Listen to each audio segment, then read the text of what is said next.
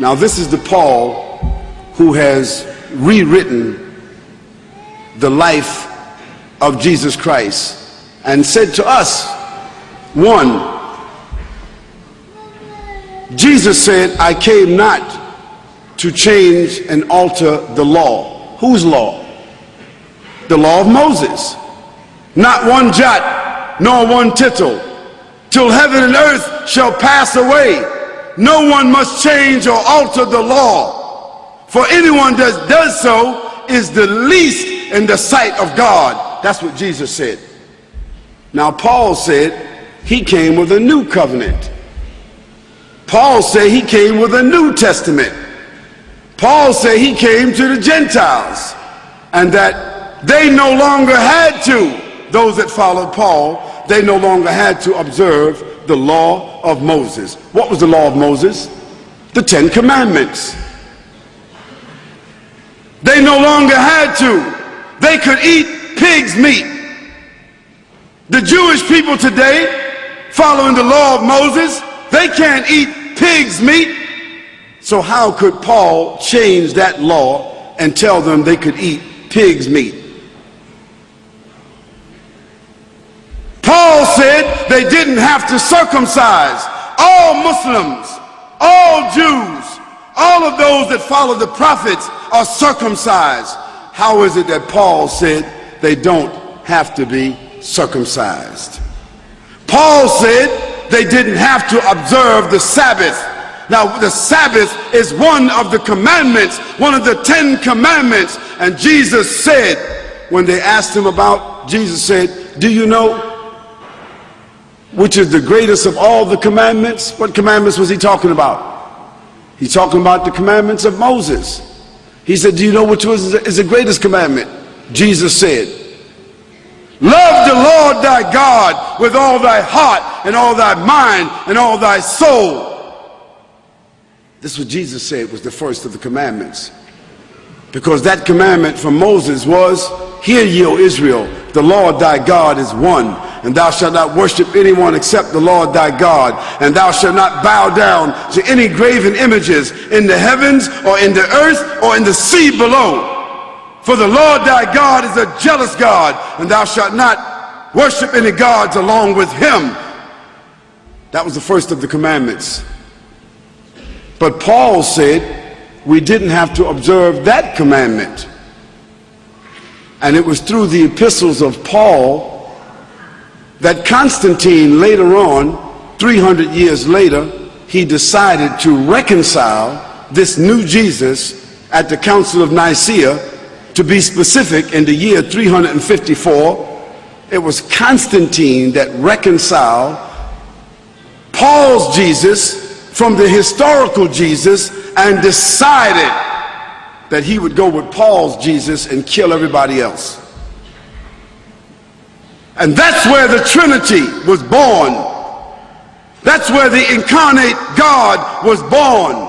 That's where the atonement was born. That's where the idea of Jesus Christ being crucified, dead and buried for 3 days and coming back was born. This is where the idea of Jesus being God was born, because Constantine accepted that idea. Because Constantine had already deified his father as Sol Evictus. And that's how December the 25th became the birthday of Jesus. Although Jesus could not have been born December 25th, because that would have been the winter in Lebanon. And anyone here that is from Lebanon will tell you September the 25th is probably snow in the ground. So why would they have a baby in the manger when there's snow on the ground? But that was the date of the Sol Evictus. And that's when they changed the Sabbath from Saturday, from Yom al-Sabt. Yom al-Sabt, all the Arabs in this room know Yom al-Sabt, the Sabbath is Saturday. So how did the day of worship for the Christians become Sunday? because that was the day of the worshiping of the sun, and that's the day that Constantine worshiped, and that's where they took the name of Jesus and changed the Sabbath and made it into Sunday and Moon Day, Monday, and Tuesday, Tur, another god, and Wednesday, another god, and Four's Day, another god, and Friar's Day, another god. All gods of the Romans and the Greeks.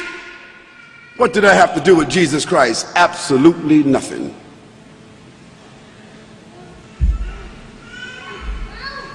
So a new covenant was born through Paul and the collaboration and the official documentation of Constantine, who then assigned an official bishop of Rome. That bishop of Rome became the official pontiff of the Catholic Church.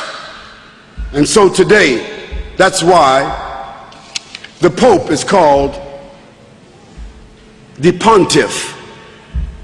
He's called the shadow of God on earth. Whose shadow? Whose God? The God of Paul, the God of Constantine. Certainly not the God of Jesus. Now Paul, through his writings, set up a nefarious situation that virtually stamped out, wiped out, imprisoned, tortured, killed, eliminated all of the Unitarians, because those that followed Jesus Christ were called Unitarians. That means they were subscribing to one God. And what happened to the Unitarians? They were thrown to the lions. They were thrown to the lions until they were gradually eliminated. Then Constantine made Christianity the official religion. Why? Because he made a distinction between the Nazarenes and the Christians. If you were Christian, you were cool. If you were Christian, you were official. If you were Christian, you could be assimilated. If you were Christian, you were Constantized. If you were acceptable, if you embraced the Pauline doctrine, then you became a Christian. And Christian then became an antithesis of the Nazarenes. It also became an antithesis of the life and the message of the historical Jesus. This new evolution, this new faith system, officially adopted by Constantine, the Roman emperor, the establishment of the Church of Rome, and the subsequent Christology that has developed. I said Christology. Now, what is Christology? Christology is the scientific, systematic dramatization and mythological replacement of the historical Jesus. That's what Christology is.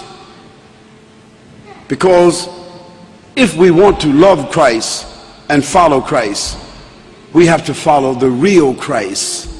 We have to follow, find, and subscribe to the historical Christ. The issue is, who is willing to follow the historical Christ?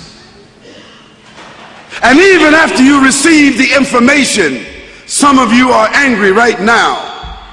If you had some rocks, you'd probably stone me right now. Some of you might want to invite me outside to beat me up. You might want to stand up where you are and just say, you're a liar. I don't care what you say. Jesus is God. And you're going to continue saying that because change is difficult.